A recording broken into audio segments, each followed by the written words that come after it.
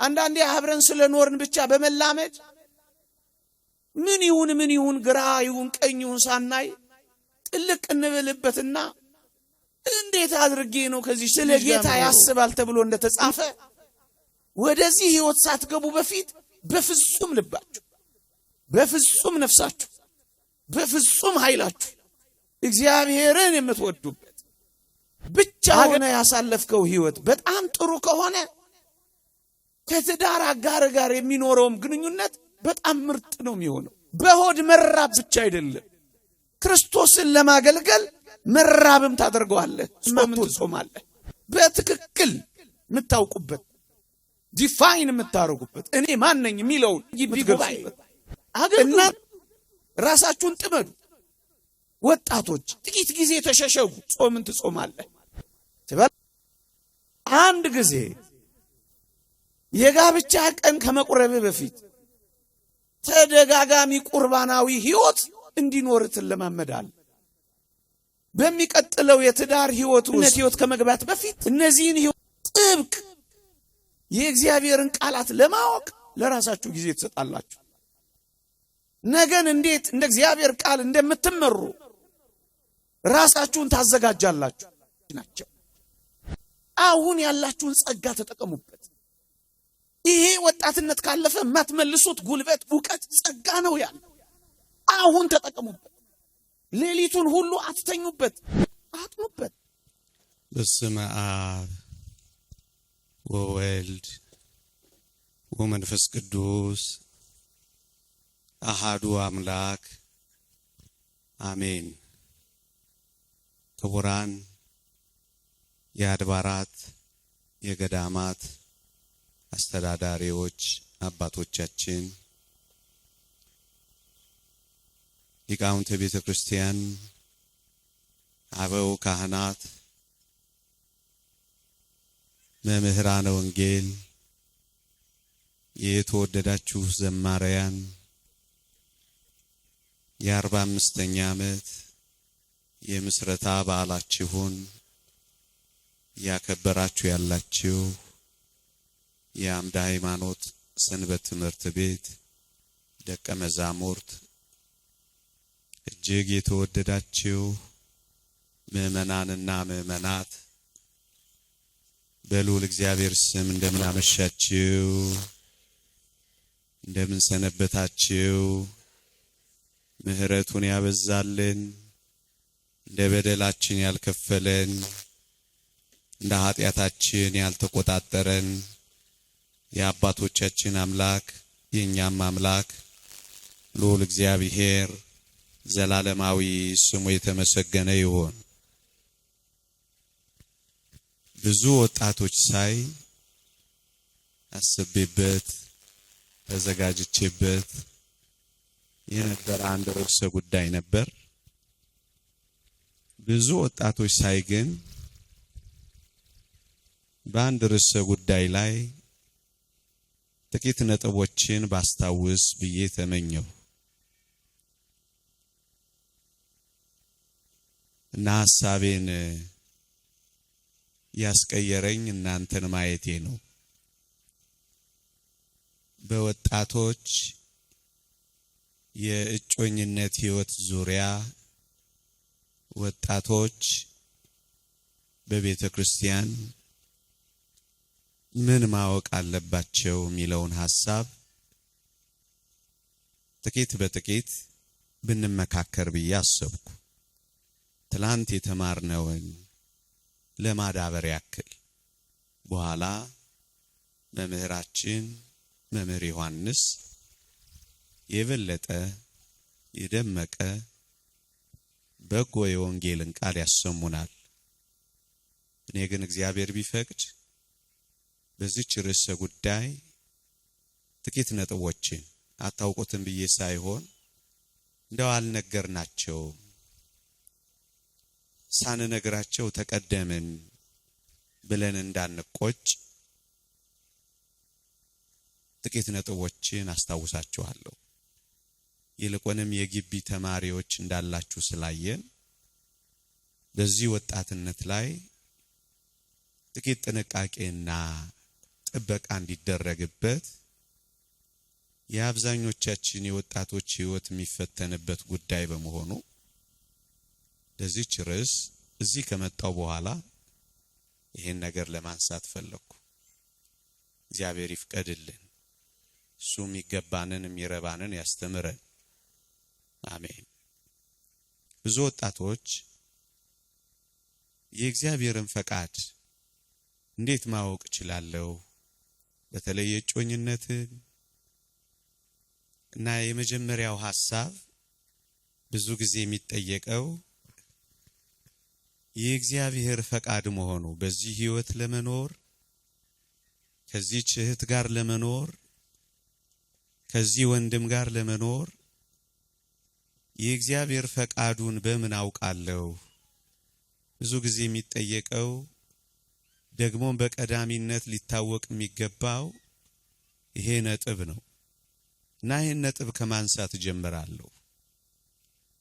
የተወደዳችሁ ኦርቶዶክሳውያን ወጣቶች የእግዚአብሔር ፈቃድ የሚታወቀው ፈቃዱን ለመፈጸም በሚኖሩ ሰዎች ውስጥ ነው። እግዚአብሔር የሚፈቅደውን ለመኖር በሚጥሩ ሰዎች ውስጥ እግዚአብሔር ፈቃዱን ይገልጻል።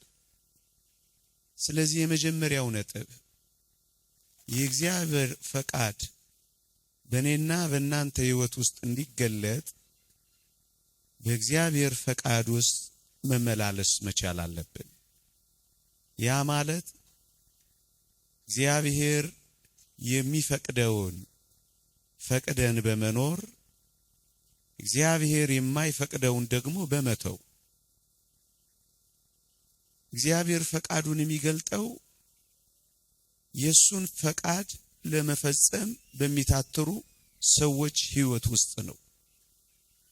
ስለዚህ የመጀመሪያው እግዚአብሔር ፈቃዱን እንዲገልጽልን ጥቂት በጥቂት እንደ ፈቃዱ መኖርን መልመድ አለብን።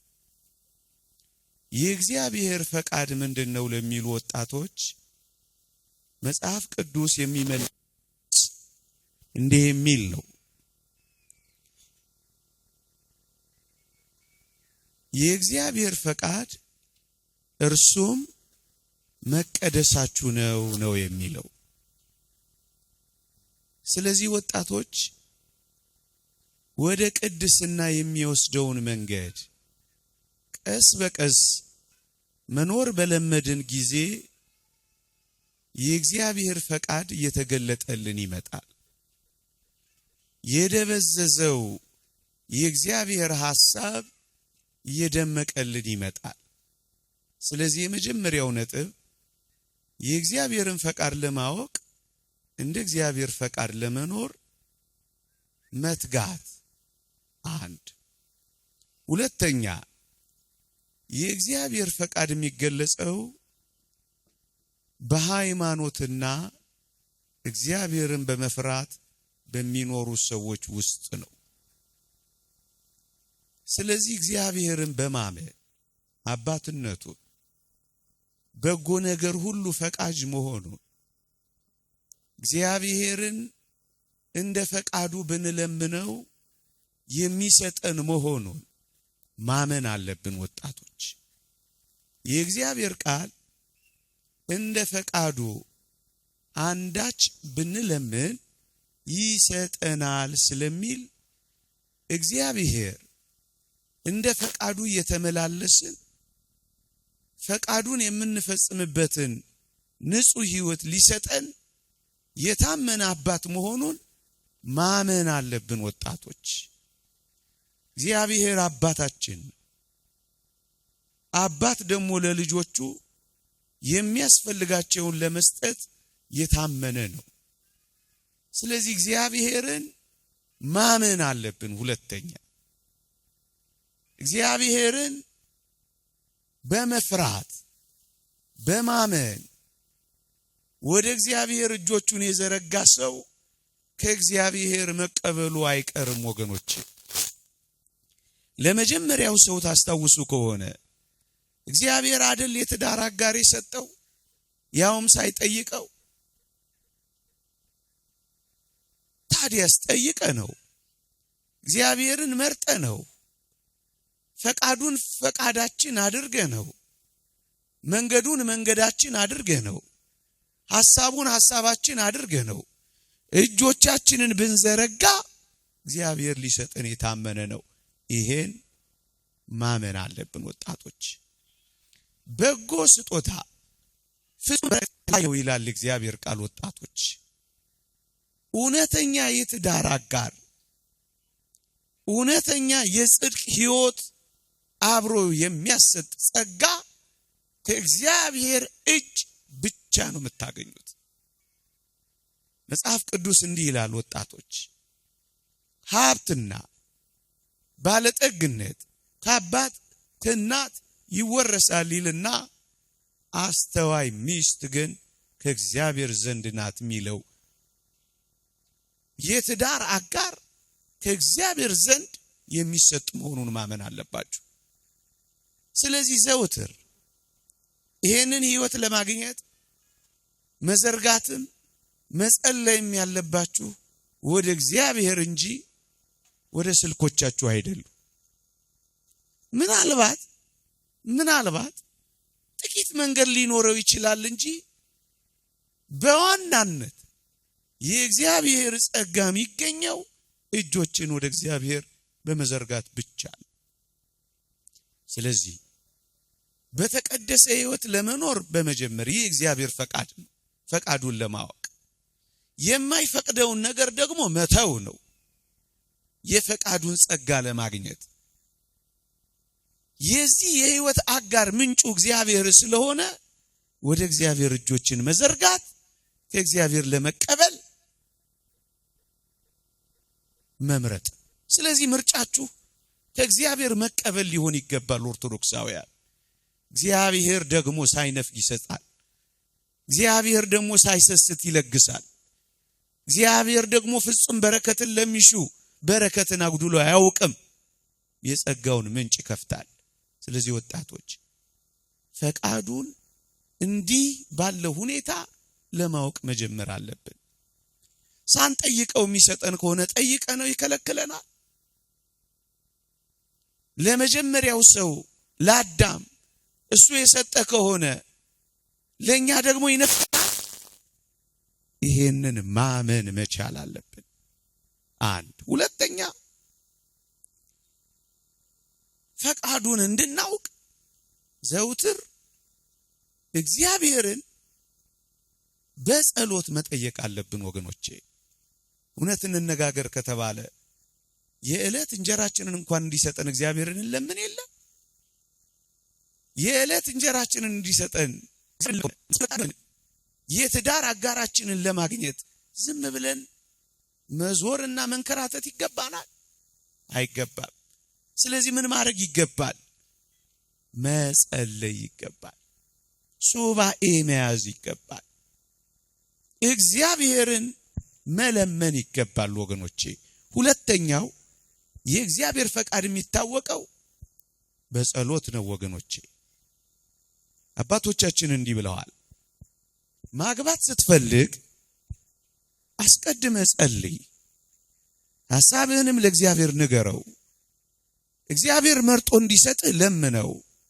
አንተ እንደዚህ እርሱ እንዲመርጥልህ የምታደርግ ከሆነ እግዚአብሔርን አክብረዋልና እርሱም ላንተ በጎ የትዳር አጋር በመስጠት ያከብርሃል ይላል።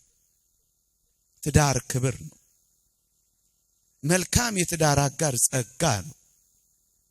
እግዚአብሔርን በጸሎት ጠይቀው ካከበርከው እግዚአብሔር ደግሞ ደግ ሰው ሰጥቶ ያከብርሃል ይላል። ስለዚህ ምን እናድርግ ወጣቶች? ጸሎትን እንጸልይ።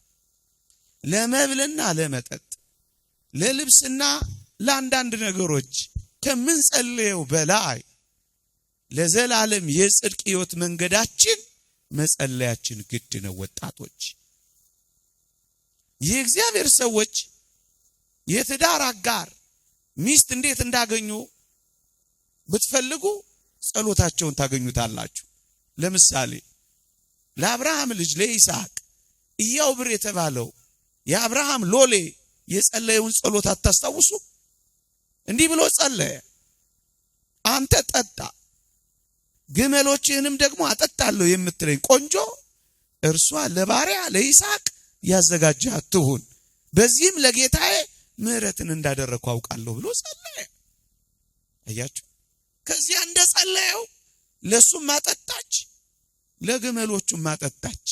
ከዛስ ለአብርሃም እግዚአብሔር ምሕረት እንዳደረገ አውቃለሁ እንዳለ የተሰጠውን ጸጋ ተቀብሎ ነጎደ። አታዘግዩኝ አለ። ምዕመናን፣ በተለይ ወጣቶች ብዙ አትድከሙ፣ አትንከራተቱ። ፌስቡክ ላይ ደስ የማያሰኙ ሩካቤ ቀስቃሽ የሆኑ ፎቶዎችንም አትለጥፉ። ወጣት ወንዶችም ይሄንን ስታስሱ አትድከሙ። ይልቅስ ንጹህ ጸሎትን፣ ንጽሐ ነፍስን፣ በጎ መንፈሳዊ ሕይወትን ይዛችሁ እመኑኝ፣ እንደዚህ ከጸለያችሁ ከእግዚአብሔር ትቀበላላችሁ። ሲራክ እንዳለው እግዚአብሔርን ለምኖት ያፈረ ማን ነው እንዳለው እግዚአብሔርን ለምናችሁ አታፍሩ። ስለዚህ ሁለተኛው ጸሎት፣ ሶስተኛው ምክረ ካህን ነው። የንስሐ አባታችሁ ጋር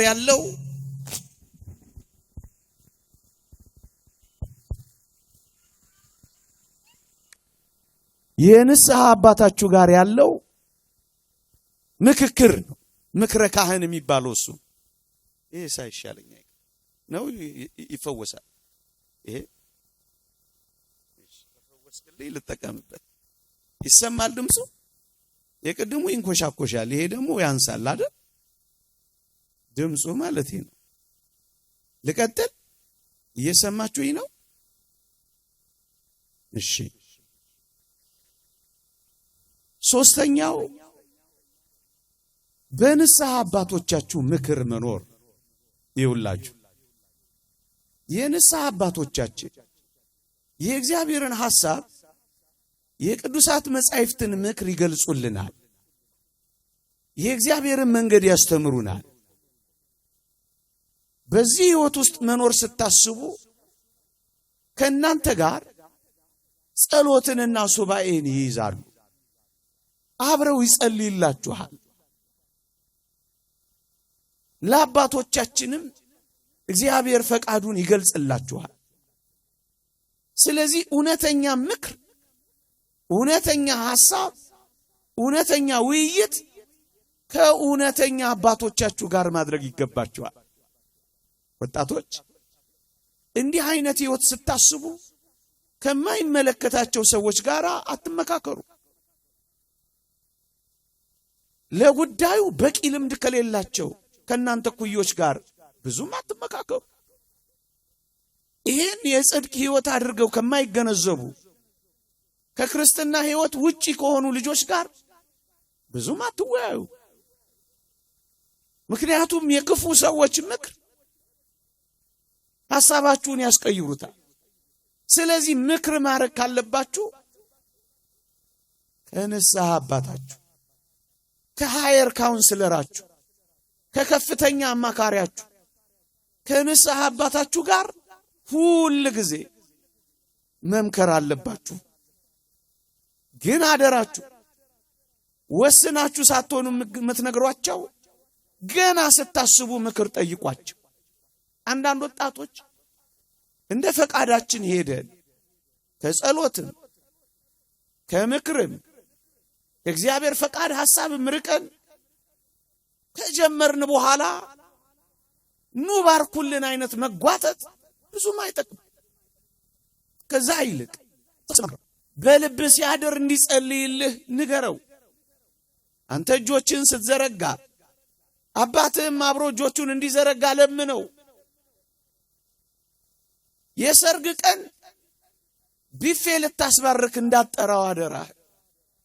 ይልቅ ገና ሳትጀምረው ሳታስበው ያን ጊዜ ለአባትህ ንገረው። ቅዱስ አግናጤዎስ እንዲህ ይላል፣ ወንድና ሴት ጋብቻ ለመፈጸም ቢፈልጉ አንድነታቸው በጳጳሱ ይረጋገጣል። በዚህም ጋብቻው በስጋቸው ፈቃድ ሳይሆን በእግዚአብሔር ፈቃድ የተመሰረተ ይሆናል ይላል። ይህ እግዚአብሔርን ፈቃድ ይመሰርታል። የጳጳስ የካህን መኖር የእግዚአብሔርን ምስጢራት ይፈጽምልሃል። ግድ የለህም። ጨሰ አዋራው ጨሰ ብለህ መዝለል ትችላለህ፣ ግን አይጠቅምህም። ይልቅ የእግዚአብሔርን ጸጋ የምታገኘው በካህን የተባረከ በጳጳሱ የተመሰረተ ሲሆን ነውና እንዳትረሳ።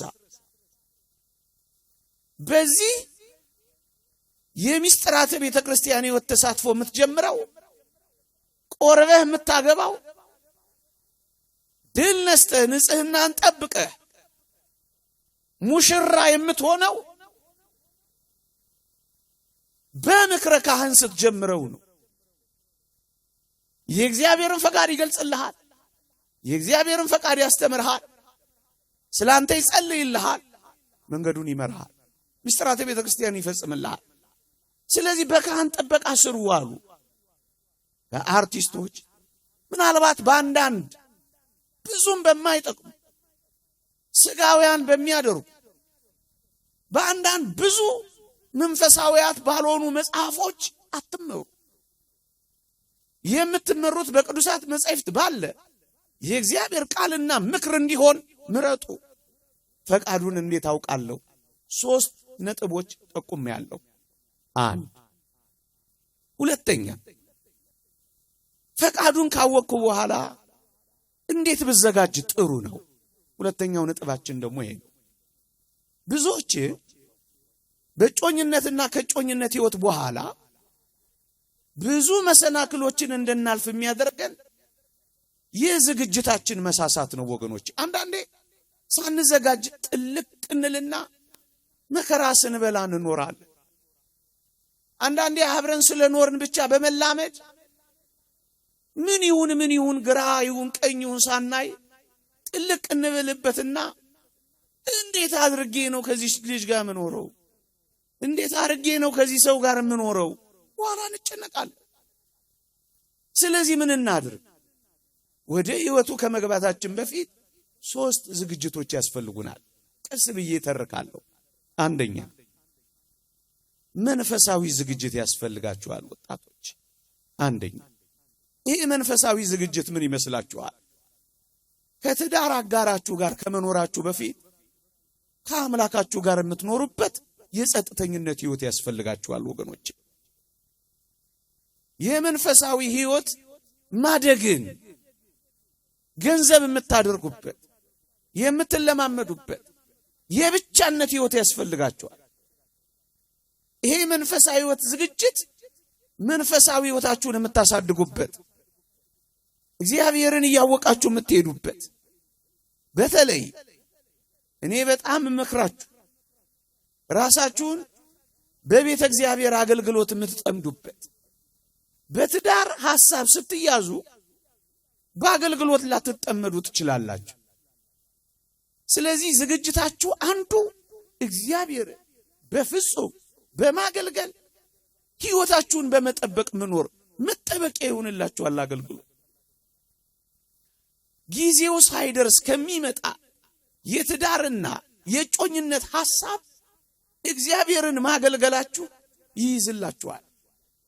ስለዚህ ወጣቶች ያላገባ ጌታውን ደስ እንደሚያሰኝ ስለ ጌታ ያስባል ተብሎ እንደተጻፈ ወደዚህ ሕይወት ሳትገቡ በፊት በፍጹም ልባችሁ፣ በፍጹም ነፍሳችሁ፣ በፍጹም ኃይላችሁ እግዚአብሔርን የምትወዱበት አገልግሎትን የምትኖሩበት ከዓለም ርኩሰት የምትጠበቁበት ከባቢ አየር ትፈጥሩበታላችሁ፣ ትጠበቃላችሁ። ዓይናችሁ ይጠበቃል፣ ጆሮአችሁ ይጠበቃል፣ ሰውነታችሁ ይጠበቃል። የኃጢአት መግቢያ ደጆቻችሁ ሕዋሳቶቻችሁ ሁሉ ይጠበቃሉ። ስለዚህ ምን ታረጋላችሁ? በዚህ መንፈሳዊ ሕይወት ዝግጅት ጸሎትን ትለምዳላችሁ። የተወደዳችሁ ክርስቲያኖች፣ አንዳንድ ምሁራን እንዲህ ይላሉ፣ your relationship is as good as ዩር ሲንግልነስ ይላሉ። ብቻ ሆነ ያሳለፍከው ህይወት በጣም ጥሩ ከሆነ ከትዳር አጋር ጋር የሚኖረውም ግንኙነት በጣም ምርጥ ነው የሚሆነው። ስለዚህ ጥሩ የብቻነት ህይወት እንዲኖርህ ጥሩ የጸሎት ህይወት ይኖርህ፣ ጥሩ የሱባኤ ህይወት ልመድ። የአጽዋማትን ጊዜያት የምር ወስደህ በሆድ መራብ ብቻ አይደለም፣ ክርስቶስን ለማገልገል መራብም ታደርገዋለህ፣ ጾምን ትጾማለህ። አንድ ጊዜ የጋብቻ ቀን ከመቁረብህ በፊት ተደጋጋሚ ቁርባናዊ ህይወት እንዲኖርህ ትለማመዳለህ። በሚቀጥለው የትዳር ህይወት ውስጥ እነዚህን ህይወቶች እንድትኖር ቁርባንንም በብቻነት ህይወት ትለምዳለህ። የመንፈስ ቅዱስን ፍሬ ከዛ በኋላ ታፈራለህ። ራስን ትገዛለህ። የደስታ ህይወትን ትኖራለህ። ሰላማዊነትን ትለማመዳለህ። ሁሉን በፍቅር መረዳት፣ በጎ ማሰብን፣ በመንፈሳዊ ህይወትህ ራስን መግዛትን ትለማመዳለህ። ይሄ ምንኛ መንፈሳዊ ያደርግሃል መሰለህ። አንተ የተወደድክ ወጣት በብቸኝነት ጊዜ ያልነበረህን በጎ ምግባራት ከሌላ ሰው ጋር ሆኖ ኋላ ለመላመድና ለማምጣት በጣም ስለምትቸገር ብቻህን ብርቱ የመንፈሳዊ ህይወትን ቀስ በቀስ መኖርን ልመድ። አቅምህ የፈቀደውን ያክል በአገልግሎት ቅድም እንዳልኩ ተጠበቅ፣ አገልግል። በተለይ ወጣቶች ግቢ ያላችሁ በማኅበረ ቅዱሳን ግቢ ጉባኤ አገልግሉ፣ ራሳችሁን ጥመዱ። ወጣቶች ጥቂት ጊዜ ተሸሸጉ። ትበላላችሁ፣ ትጠጣላችሁ፣ ተፈጥሯዊ መነሳሳቶች ያስቸግሯቸዋል። እነዚህን በጾም በስግደት በአገልግሎት በማድከምና በመጠመድ ራሳችሁን ለመንፈሳዊ ህይወት ታዘጋጃላችሁ። ወደ ጮኝነት ህይወት ከመግባት በፊት ጥብቅ የእግዚአብሔርን ቃላት ለማወቅ ለራሳችሁ ጊዜ ትሰጣላችሁ። ነገን እንዴት እንደ እግዚአብሔር ቃል እንደምትመሩ ራሳችሁን ታዘጋጃላችሁ። አጋንንት በሚያመጡባችሁ ፈተናዎች እንዴት ድል እንደምትነሱ ቀስ በቀስ ከአባቶቻችሁ ትምህርት ከቅዱሳት መጻሕፍት ጋር ትማራላችሁ። ስለዚህ የመጀመሪያው ነገር መንፈሳዊ ህይወት ዝግጅት ነው። በብቻነት እግዚአብሔርን ማወቅን መልመድ ነው። ሁለተኛ አእምሮአዊ ዝግጅት። ይህ አእምሮአዊ ዝግጅት ምን ይመስላል? ከራሳችሁ ጋር የሚደረግ ምክክር ነው። ራሳችሁን፣ ስብዕናችሁን፣ ማንነታችሁን ምን እንደምትወዱ እንደማትወዱ በትክክል የምታውቁበት፣ ዲፋይን የምታረጉበት፣ እኔ ማን ነኝ የሚለውን የምትገልጹበት። እናንተ ማን እንደምትሆኑ ካላወቃችሁ የምትፈልጉት የትዳር አጋር ምን አይነት እንደሆነ ለማወቅ ትቸገራላችሁ። ስለዚህ የመጀመሪያው አእምሮአዊ ዝግጅት ከራሳችሁ ጋር የሚደረግ ምክክርና ውይይት ነው። ይሄ ምን ይመስላችኋል? ራስን ማወቅ።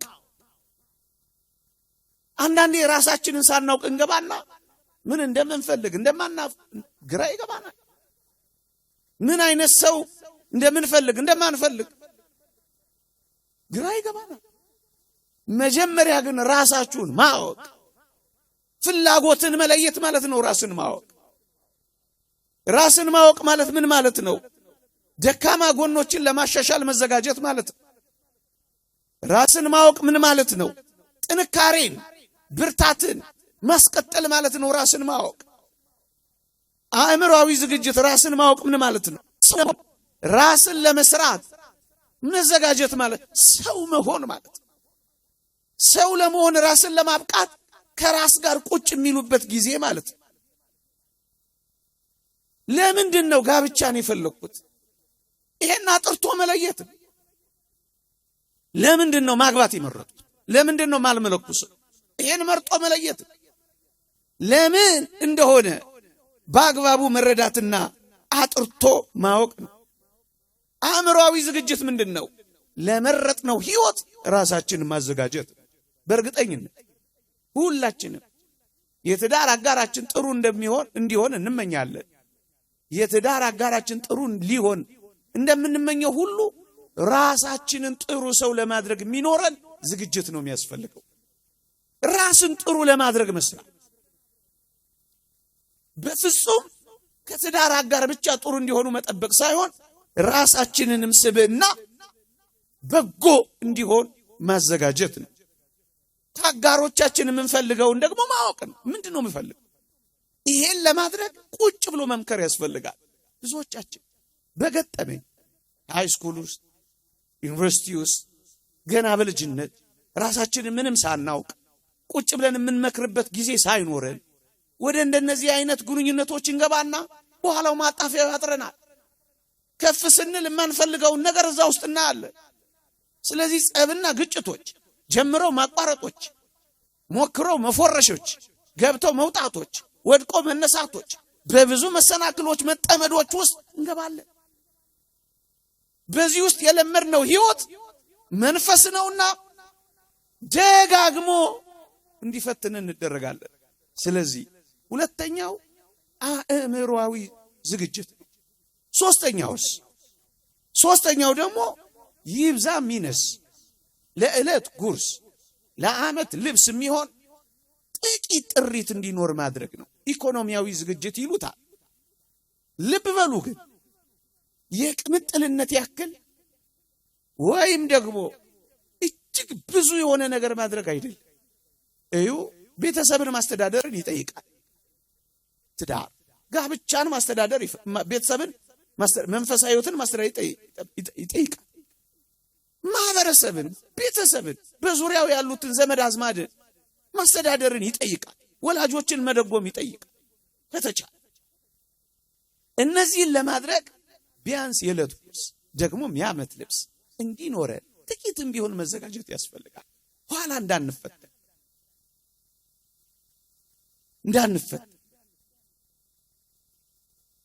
ይሄ እንዲኖረን ጥቂት መትጋት፣ መስራት፣ መማር፣ ኃጢአት ያልሆነ ነገር ሁሉ መስራት ይገባናል። ችላ ብለን ሰነፎች መሆን አይገባል።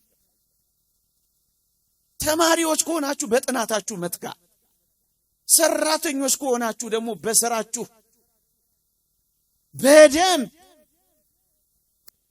ተግቶ ጥቂት ጥሪት ሲሆን ለኛ ብቻ አይደለም ለሌሎችም እንዲተርፍ ሆኖ መዘጋጀት ያስፈልጋል። አደራችሁ በተለይ ኦርቶዶክሳውያን በጣም ሰነፎች እንዳንሆን። አባቶቻችን ብርቶች ነበሩ፣ በጣም ብርቶች፣ እያረሱ የሚያስተምሩ፣ እያስተማሩ የሚያርሱ፣ በብዙ ድካምና ውጣውረድ በእግዚአብሔር በረከት የተሞሉ ናቸው። የእግዚአብሔርን በረከት በማመን እኛ ግን መስራት አለን። ፈተና ሲደርስ አደራችሁን ወጣቶች ቀዝቃዛ ሰንኬሎ ውስጥ እግራችሁን ዘፍዝፋችሁ መታጠኑ መሆን የለባችሁ። ከስር በደንብ የምታጠኑትን የምታውቁ የምታሰላስሉ፣ ይሄን መግለጽ እስክትችሉ ድረስ ጥርት አድርጋችሁ የምትይዙ፣ ቀን በቀን የተማራችሁትን ቀን በቀን የምታጠኑ ትችላላችሁ። ጊዜ የምትሰጡ፣ ትኩረት የምትሰጡ፣ በቂ ነገር ለመያዝ የምትጥሩ፣ ይሄ በጣም ግዴታና አስፈላጊ ነው። ሶስተኛው ዝግጅት ይሄ ኢኮኖሚያዊ ዝግጅት ነው። አደራችሁን በጣም ብዙ የተቀማጠለ ነገር ማለታችን አይደለም። የዕለት ጉርስ የዓመት ልብስ ካለ ይበቃናል እንዳለ ቅዱስ ጳውሎስ፣ በቂ ነገር ብቻ። ወጣቶች እንዴት እገባለሁ ምን አገኛለሁ ብላችሁ እንዳትፈሩ። እግዚአብሔር እንደሚባርከው እመኑ። አብርሃምና ሳራን ታስታውሳላችሁ። በድህነት ነው የጀመሩት። እንዴት ምንም ሳይኖረኝ ድሃ ሆኜ ጀምራለሁ እንዳትሉ። ጥቂት ነገር ካላችሁ እግዚአብሔር ያን ጥቂት ነገር የሚባርክ አምላክ ነው፣ ታውቃላችሁ። አብርሃምና ሳራ በድህነት ጀምረው በባለጸግነት ነው የፈጸሙት፣ ታውቃላችሁ። ድንኳን እየነቀሉ ተንከራተው ጀምረው ስላሴን አስተናግደው ነው የጨረሱት፣ ታውቃላችሁ። የሚበሉት ያጡት እነዚህ የትዳር አጋሮች በከብት መንጋ በወርቅና በብር ተባርከው ሀብታቸውን መቆጣጠር የቻሉ ሰዎች ናቸው። አሁን ያላችሁን ጸጋ ተጠቀሙበት። ይሄ ወጣትነት ካለፈ ማትመልሱት ጉልበት፣ ዕውቀት፣ ጸጋ ነው ያለው። አሁን ተጠቀሙበት። ሌሊቱን ሁሉ አትተኙበት፣ አጥኑበት፣ ተመራመሩበት፣ በመታጠኑት ላይ ጨምሩበት። ሁሉንም አባቶቻችንን ተመልክቷቸው ለዚህ ነው የኖሩት። የቀን ሐሩር ከራሔል ጋር ራሔልን ሲያገባ ላባ ቤት እንዴት እንደተንከራተተ ታውቃላችሁ። ደሞዙን 10 ጊዜ ለዋውጦበት የቀን ሐሩሩ የሌሊት ቁሩ ይበላይ ነበር። ደክመው ነው የሚሰሩት። ድከሙ። በዚህ ወጣትነት ይሄንን ፌስቡክ ይቅርታ አድርጉ። የሚጠቅማችሁን ነገር ብቻ አስሱበት እንጂ ተተክላችሁ አትዋሉበት። እድሜያችሁን፣ ጊዜያችሁን፣ ጉልበታችሁን ለማንም አትስጡት። ወደ ስራ፣ ወደ ምርት፣ ወደ ሐሳብ፣ ወደ ውጤት እንዴት እንደምትቀይሩት አስቡበት። የግድ በትምህርት ብቻ አይደለም። ያልተሰራ ብዙ ነገር አለ። ያውም እንደኛ ሀገር 68 ሚሊዮን ያልታረሰ ሄክታር መሬት ያላት ሀገር። ይኸውላችሁ በጣም አስፈሪ ነገሮች በፊታችሁ ቢቆሙ እናንተ አስፈሪነቱን አይደለም ማመን ያለባችሁ። እግዚአብሔር ከኔ ጋር እንደሱ ነው ምናምነው። እንደው ብዙ ባብራራው ደስ ይለኝ ነበር። ሌሎች ነገሮችን ፈጠን ብዬ መቀጠል ግን እግዚአብሔርን እመኑ። ሙሴ ሊያርፍ ሲል እስራኤል ተጨንቀው ሙሴ የነገራቸው በረከት ምን እንደነበረ ታስተውሱ። እስራኤሎች ስማ፣ መኖሪያ የዘላለም አምላክ ነው ያላቸው። ብዙ ጊዜ ኪሳችን አይደለም ምንም ሳይኖረን አኑሮን ያውቃል እግዚአብሔር። ይሄንን እግዚአብሔር ወጣቶች መተማመን አለባቸው። ዓለም ሊመሰቃቀል ይችላል። በዚህ ውስጥ እንዴት ትዳር ይይዛለሁ? የብዙ ወጣቶች ስጋት። አሁን ያለው ነገር ሁሉ ጨለማ ነው። በዚህ ውስጥ እንዴት ብርሃን ያለው? አንተ እግዚአብሔር ልጅ አይደለም? እግዚአብሔር በጨለማው ውስጥ ብርሃን፣ እግዚአብሔር በወጀብና በአውሎ ንፋስ ውስጥ መንገድ እግዚአብሔር እንዳለው አታውቅ? ዳዊት እንደዘመረው ተራሮች ወደ ባህር ልብ ቢገቡ እንኳን ልብ አይፈራም እንዳለው ልባችሁ እንዳይፈራ ወጣቶች አንድ ቀንም ቢሆን የጽድቅ ሕይወትን መኖር እንዳለባችሁ መኑ። መኖሪያ የዘላለም አምላክ ነው። የአካውንት ብዛት የኪስ መታጨቅ እንዳልሆነ ወቅ። እግዚአብሔር የበረከት አምላክ። ይሄንን መኑ። አማኞች መሆን አለብን። ውጣ ሲለው እንደወጣው የት ነው እንዴት ነው አገሯ ውሃ ገብናት ሳር አላት ለምለምናት እያለ አናሊሲስ እንዳልሰራው እንደ አብርሃም እንደዚህ ነው መኖር ያለብን። አደራችሁን መንፈሳዊነትን አስቀድሙ። ግን የሚበልጠው መንፈሳዊነት ነው፣ ቁሳዊነት አይደለም። ጥቂት ነገር ያስፈልገናል፣ ብዙ ግን የሚያስፈልገን መንፈሳዊነት ነው። ወጣቶች ሎጥ በጣም የተፈተነው ለምን እንደሆነ አታውቁ? ሰዶም ውሃ ገብ ነበረች፣ ለምለም ነበረች። ሰዶምን መረጠ። የሰዶም ሰዎች ግን ክፉዎች ነበሩ ይላል። ጽድቅን ለመፈጸም እንዴት ተጨነቀ መሰላችሁ? ጻድቅ ሎጥ ነፍሱን አስጨነቀ ብሎ መጽሐፍ የገለጸልን ይሄ ነው። አደራችሁን ወጣቶች ለምለም የሆነ የመንፈሳዊ ሕይወት የትዳር አጋር እንጂ ኪሱ የታጨቀ መኪና አያስፈልጋችሁ። ንጻ ነፍስን ባለፈው እንደተነጋገር ነው ፈሪያ እግዚአብሔር መልካምነትን እንጂ ሌላ ነገር ብዙም አትመልከቱ። ሎጥ ትዳሩን እንኳን እስኪያጣ ድረስ የተፈተነው በዚህ እኮ ነው። ከዛ ከሰዶም ሰዎች መካከል አንዲቷን መረጠ። ውሃ አላት፣ ለምለም ናት፣ ለእርሻ በጣም የተስማማች መሬት ናት። ግን ተፈተነባት። የምታገኘው ገንዘብ የምትጨምረው ይሄ ምናምን እንዳይፈትን ተጠንቀቅ። ይልቅ እግዚአብሔር አለበት ወይ በል። አብርሃም ሰዶምን ያውቃታል፣ ግን አልመረጣት። ይልቅ የመረጠው የአባቶቹን ሀገር ኬብሮንን ነው። ብዙም የእርሻ መሬት አይደለችም ኬብሮን፣ አትመችም። ግን የአባቶቹ በረከት አለባት። የእግዚአብሔር በረከት ያለበትን ሕይወት ምረጥ እንጂ ስጋዊ ሆነ ስትተረማመስ እንዳትገኝ። ይሄ ግን የሚበቃህን ብቻ እግዚአብሔር ለምን ይሰጣል፣ ይባርካል። ሶስተኛ ጊዜው ምን ያህል ይሁን? እሺ ፈቃዱን አውቀና ፈቃዱን ብቻ አይደለም ምን አይነት ዝግጅት ማድረግ እንዳለብን ነግረህናል። መልካም። የምቆይበት ቆይታ ጊዜው ግን ምን ያህል ሊሆን ይገባል? መጀመሪያ ይሄ ጮኝነት ጊዜ፣ ይሄ ወደ ትዳር የሚገባበት ጊዜ ምንድነው ጊዜው? መጀመሪያ እሱን ልግለጽ። እኔ ጋር ናችሁ? እየሰማችሁኝ ነው? አንዳችን ለሌላችን የምንመች የትዳር አጋር መሆናችንን የምናውቅበት ጊዜ ነው ይሄ ጊዜ። ዝም ብሎ ሻይና ቡና እየተገባበዙ የሚሸኛኙበት ጊዜ አይደለም። ዝም ብሎ ሌሊትም ቀንም ቻት የሚደራረጉ መከራ የሚበሉበት ጊዜ አይደለም። ስልክ ላይ ተጥዶ ጥናት የሚተውበት፣ ጸጉርሽ ይጠቀለላል እንዶ ምናምን ያለ መከራው የሚበላበት ጊዜ አይደለም። ወርዶ ይጠቀለላል እንደ ዘንዶ ያለ ሲያደንቅ የሚውልበት ጊዜ አይደለም። እና ምንድነው በትክክል ትዳር የሚፈልገውን ነገር ለመፈጸም የምመች ሰው ነኝ ወይ ብለን የምናጤንበት የምናስብበት ጊዜ ነው ይሄ ጊዜ፣ የጮኝነት ጊዜ። ብንጋባ የትዳርን ዓላማ ሊያሳካ የሚችል ትዳር ሊኖረኝ መቻሉን የምናጤንበት ጊዜ ነው። የትዳር አጋር ጽድቅ ነው። ትላንት ነግሬያችኋለሁ። ማን ነው? የትዳር ዓላማ ጽድቅ ነው። ይሄንን ጽድቅ ለመፈጸም የሚያስችል ግንኙነት ነው።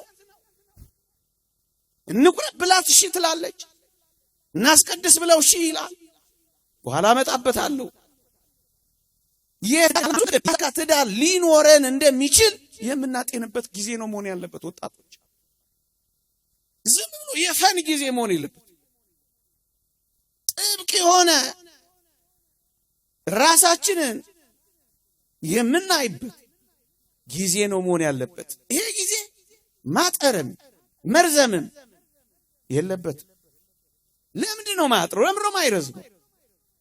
ቢያጥር በቅጡ ላንተዋወቅ እንችላለን፣ ወይም ልናውቃቸው የሚገቡ ነጥቦች ያመልጡናል። አንዳንዴ በጣም ሾርት ብሪፊንግ አጭር ቆይታ ይሆንና ወይኔ ምን አለበት እንደው ጥቂት ቆይቼ በሆነ ብለን እንበሳጫለን።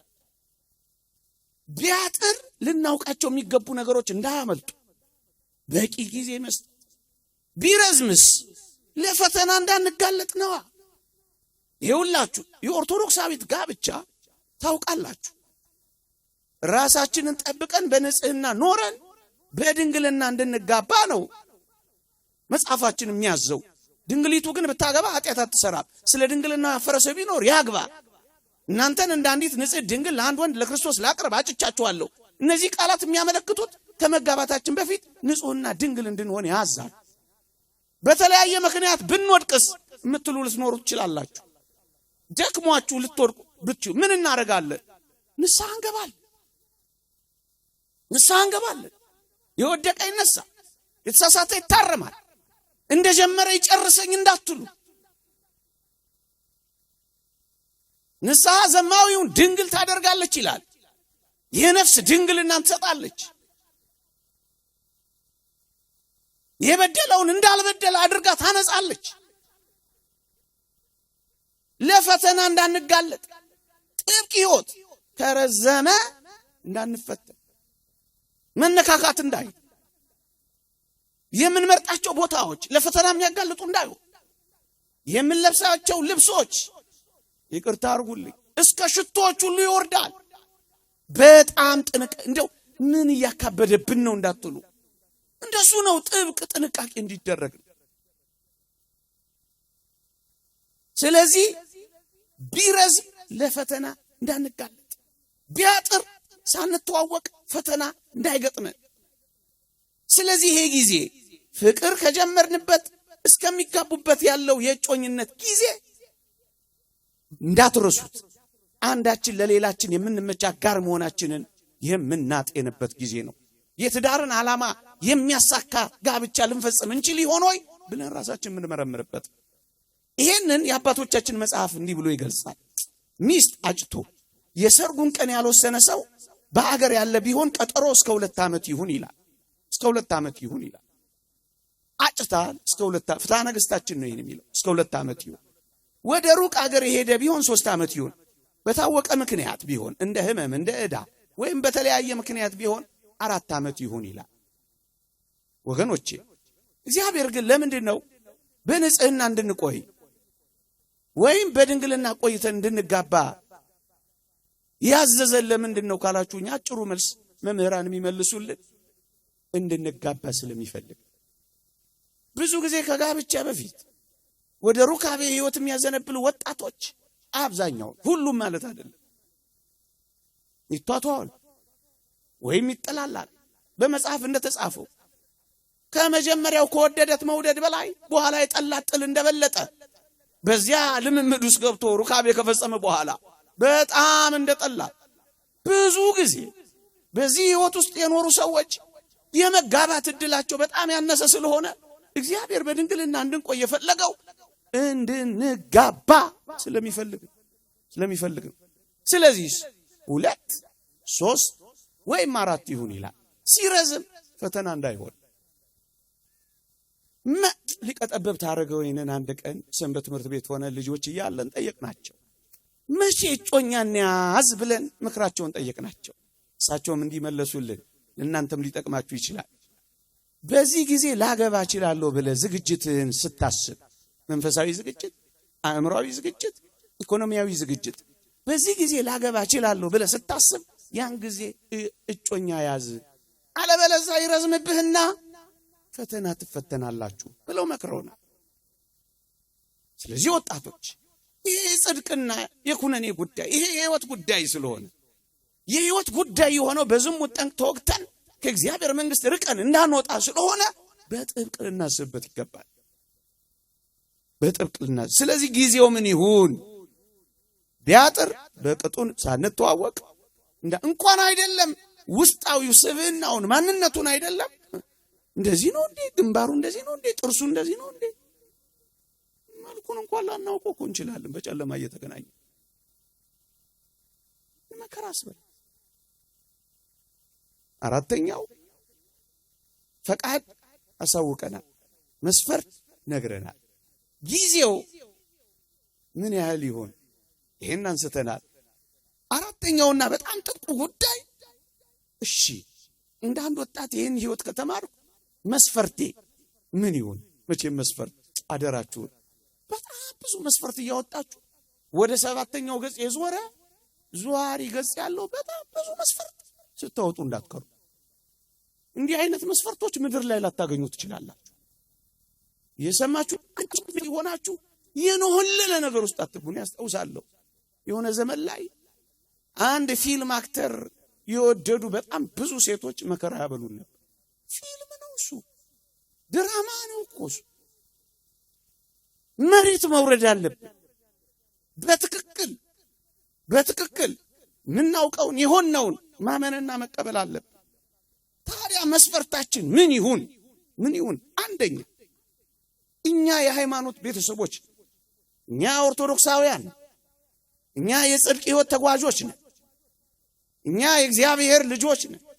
ስለዚህ የመጀመሪያው መስፈርታችን ምን ይሁን? መጽሐፍ ቅዱስ እንዲህ ይላል፣ ያለ እምነት እግዚአብሔርን ደስ ማሰኘት አይቻልም፣ ያለ ሃይማኖት እግዚአብሔርን ደስ ማሰኘት አይቻልም። ስለዚህ ቅድሚያችን ምን ይሁን? ሃይማኖት ይሁን። መጽሐፍ ቅዱስ እንዲህ ይላል፣ ሴት ባሏ በህይወት ሳለ በህግ የታሰረች ናት። ባሏ ቢሞት ግን የወደደችውን ልታገባ ነፃነት አላት።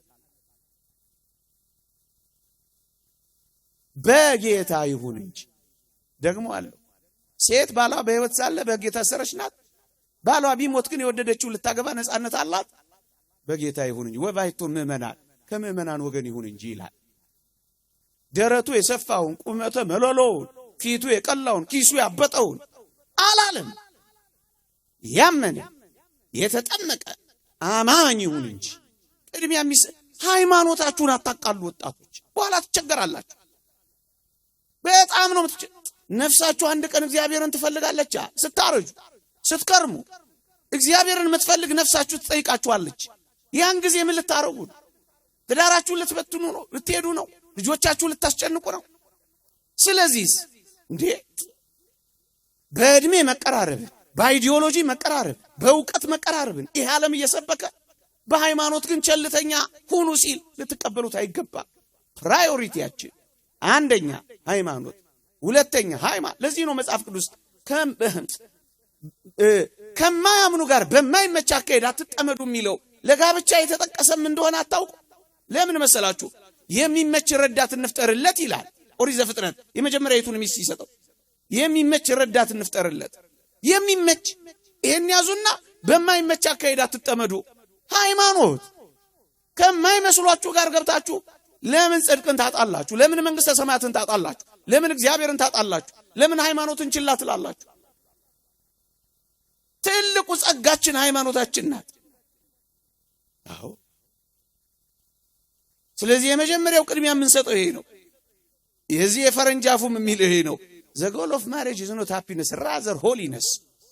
ደስታ ለማግኘት ከማንም ሰው ጋር እንድትሄዱ ሆሊነስ፣ ቅድስናን የምታገኙት በሃይማኖት። ሃፒነስ ፕራዮሪቲ እንዳለ እሱ ይመጣል። ሆሊነስ ካለ ደስታው ይመጣል። ስለዚህ ቅድስናን ፈልጉ። ቅድስና ደግሞ የሚገኘው በሃይማኖት። የተወደዳችሁ ክርስቲያኖች እንኳን የትዳር አጋር፣ እንኳን ጋብቻ፣ እንኳን ትዳር መብልና መጠጥ እንኳን ለእግዚአብሔር ክብር እንዲሆን ተመክረን አይደል? መብል የምታደርጉትን ሁሉ ለእግዚአብሔር ክብር አድርጉት ይሌለ። ታዲያስ ትዳርን የሚያክል ትልቅ ጸጋ፣ ልጆችን የሚሰጥ ትልቅ ፍሬ፣ ለትዳር ለዘላለም የሚሆን ህይወታችሁን ጽድቅ የምትወርሱበት ለእግዚአብሔር ክብር ካላደረጋችሁ ምናችሁን ለእግዚአብሔር ክብር ልታደርጉት ነው? ወጣቶች ለዚህ ነው እየዘመራችሁ እንድታገቡ፣ ስርዓተ ተክሊል ፈጽማችሁ እንድታገቡ፣ ቁርባን ቆርባችሁ እንድታገቡ፣ ጳጳስ ካህን ቆሞላችሁ እንድታገቡ፣ የተቀደሰ ንጹህ ህይወት እንድትኖሩ፣ መኝታችሁ ንጹህ እንዲሆን እንዳይርክስ ቅድሚያ የምትሰጡት ለሃይማኖት ሊሆን ይገባል። ሁለተኛ ሃይማኖት ብቻ አይደለም፣ ምግባርም ይመረጣል። ወዳጅ በምግባርም ይመረጣል። ለጽድቅ ይበቃኛል ወይ? መንግስተ ሰማያት ታስገባኛለች ወይ? እንዴ ከምግባር እንደው ኦርቶዶክሳዊ ስለሆነ ብቻ ዝም ብሎ አፈፋ አይደረግም።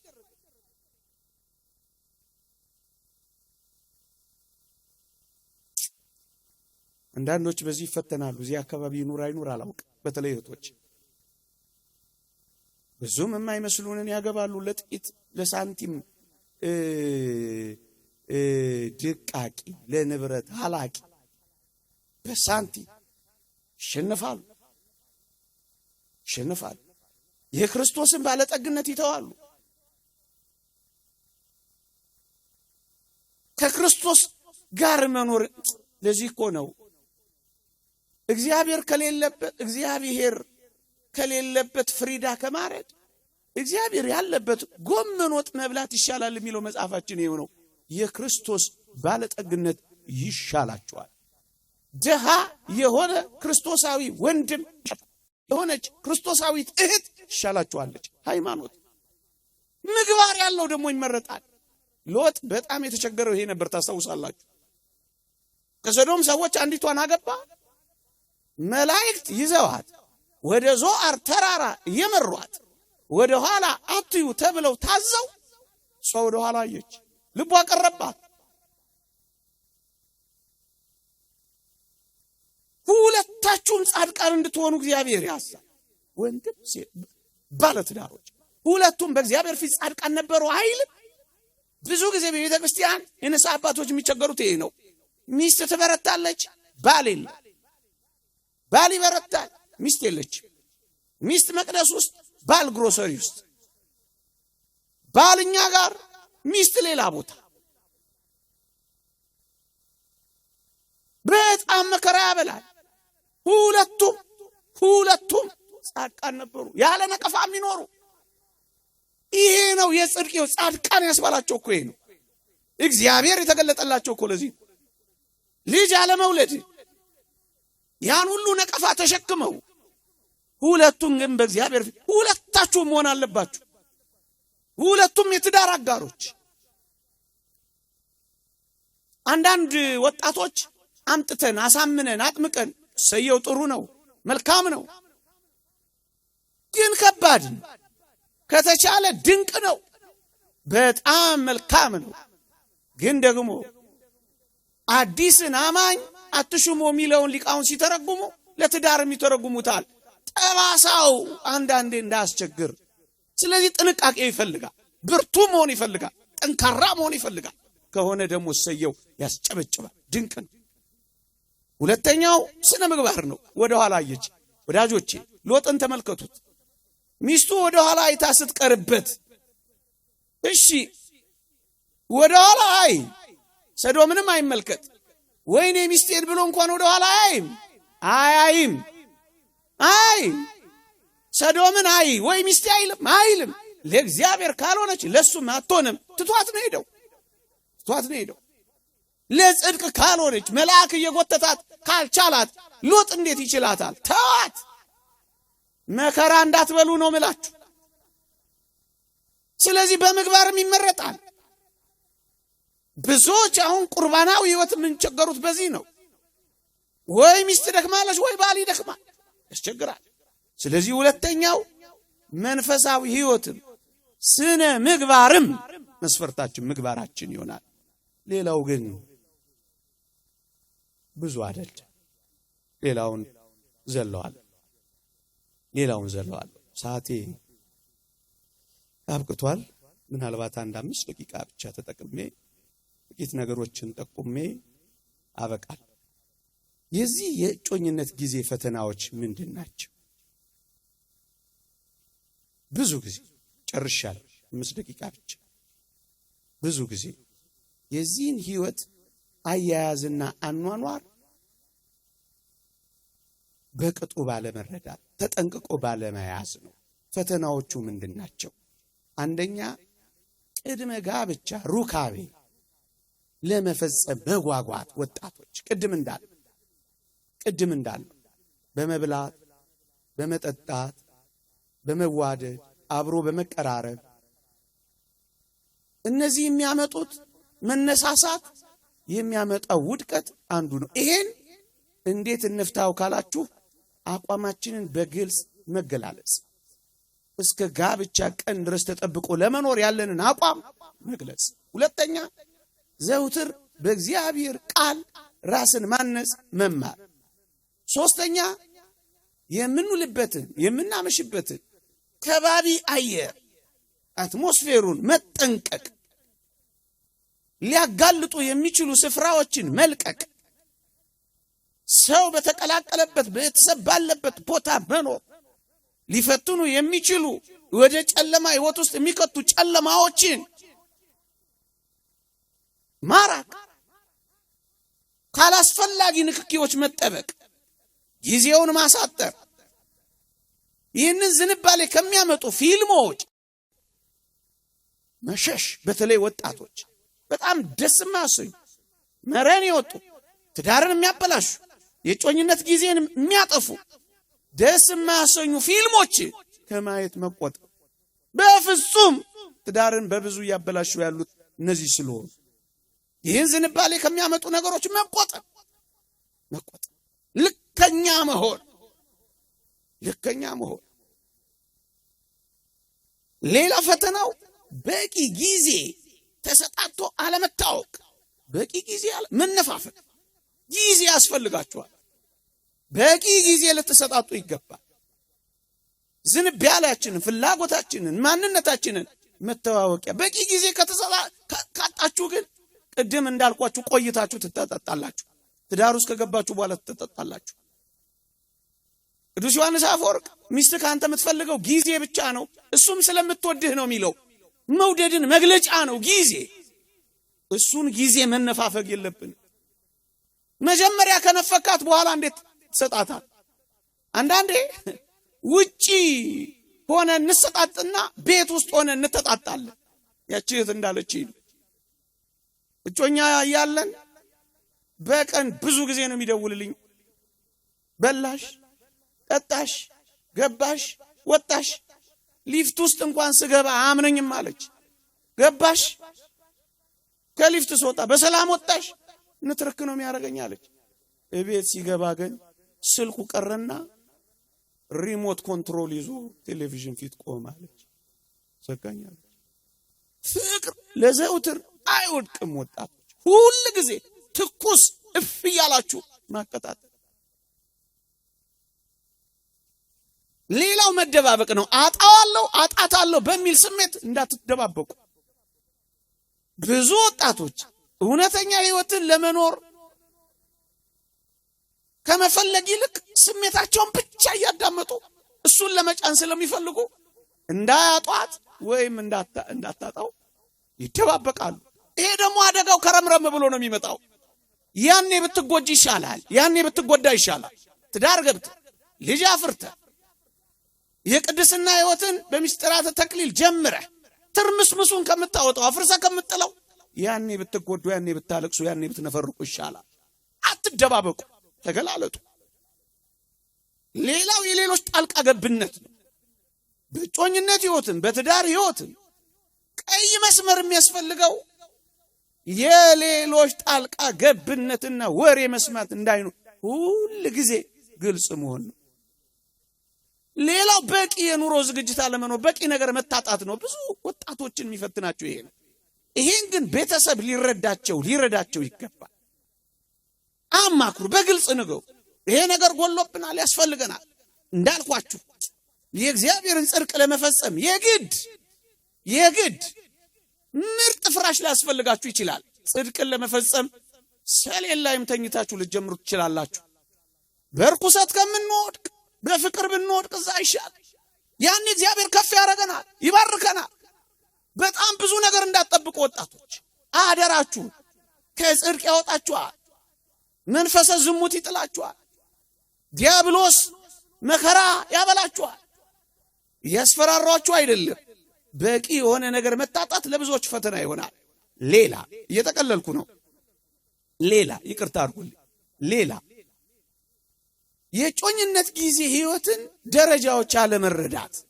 አንደኛ እነዚህ ምሁራን እንደሚናገሩት ገና እንደተዋወቀን እፍ የምንልበት የአፍላ የፍቅር ጊዜ አለ። ምንም ቢል አሜን ይሁን፣ ሄድሽ ናሽ ብላሽ አትብላሽ እቺ ትንሽ ከባድ ጊዜ ናት፣ አላብራራም። ሁለተኛው የፊት ትጊያ ጊዜ ነው። እቺ ከረምረም ብላ ካለፈች በኋላ የሚፋተጉባት፣ የሚከራከሩባት፣ የሚወያዩባት፣ ቅሬታዎችና መኮራረፎች የሚመጡባት፣ ስልክ የሚዘጋጉባት፣ ፍላይት ሞድሎ የሚያሩበት። ሶስተኛዋ የመስከን እፋሉ ተፋተጉ፣ ከዛስ ወደ መሬት ኳስ በመሬት ይሰክናሉ። ተግባቡ፣ በደንብ ይሰክናሉ። አንዳንድ ሰዎች ልክ የተቋረፉለት ነገር ያበቃ የሚመስላቸውና በዛው ተዘጋግተው ይጠፋሉ። አይደለም፣ መስከን አለ፣ ይመጣል ስክነቱ። ታገሱ። ይሄ ፈተና የጽድቅ ህይወት ስለሆነ ፈተና ይኖረው። በቃ እያለኝ መሰለኝ ሊመስለኝ ቢችል ምንም አይደለም ማለት ብቻዋን ነው። የመጨረሻው ብዙ ነጥቦችን ላነሳ ነበር፣ ይበቃኛል። እጮኛ የምንይዝበት ዓላማ ግን በጣም ወሳኝ ነው። በሱ ልጨርሰው። አንደኛ ጓደኞቻችሁ ሁሉ የፍቅር አጋር ስላላቸው የግድ እናንተም መጀመር የለባችሁም። እግዚአብሔር በጊዜው ጊዜ ያደርገዋል። እግዚአብሔር በሚያስፈልግሽ ጊዜ፣ እግዚአብሔር በሚያስፈልግ ጊዜ ይሰጣል። ጓደኛ ስለጀመረ የግድ አንተም ኮፒ ማድረግ የለብህም። ትምህርት ኮፒ አድርገህ ልትኮርጅ ትችላለህ። የትዳር አጋር ግን ኮፒ አይደረግም። ይሄ ህይወት ግን ኮፒ ኤቭሪ ፋይል ኢንቱ ሲ ያልክ ዝም ብለህ እዚህ ውስጥ ከታ ሄዳ ይቻላል። አንድ ሁለተኛ እድሜ ገፍቷል ተብሎ ይገባል። ሺህ ጊዜ ቢገፋ ትክክለኛና ተገቢ ህይወት እስካልሆነ ድረስ እዚህ ህይወት ውስጥ እጃችሁ መክተት የለባችሁ። እድሜን ማምለጫ አድርጋችሁ ካሰባችሁት ታበላሹታላችሁ ህይወታችሁ። ዓላማው ነው ወሳኝ። አንዳንድ ወጣቶች ብቸኝነት ስለተሰማቸው ብቻ ከዚህ ብቸኝነት ለመሸሽ ልጥፍ ይላሉ። ሄደዋል ቤት ውስጥ ወይ ፍቅር ያጡና ፍቅር ፍለጋ ይንከራተታሉ። ፍቅር በፍቅር ይሄ እውነተኛ ፍቅር ቅድም ባልነው መሰረት የሚመሰረት እንጂ የአባትን ፍቅር በእጮኛ ፍቅር ለመተካት እንደ አባት እንዲራራልሽ ስታይ እንደ ጓደኛ ያሽና ናላሽ ይዞራል። ብቸኛ ስለሆነ ዝም ብለን ድርግ የምንልበት አይደለም። አንዳንድ ሰዎች ብቸኛ ስለሆኑ ዝም ብለው አስገብተው እሷ ልትሆን የምትችለው ምናልባት ሰራተኛ ነው የምትሆነው፣ እንቁላል የምታበስል እንደሱ አይደል። የበታችነትም ሰዎች ስለያዙ ብቻችንም ስለቀረብ አይሆን። ስለዚህ ዓላማው ጽድቅ ስለሆነ የጽድቅን ሕይወት ለመፈጸም ነው።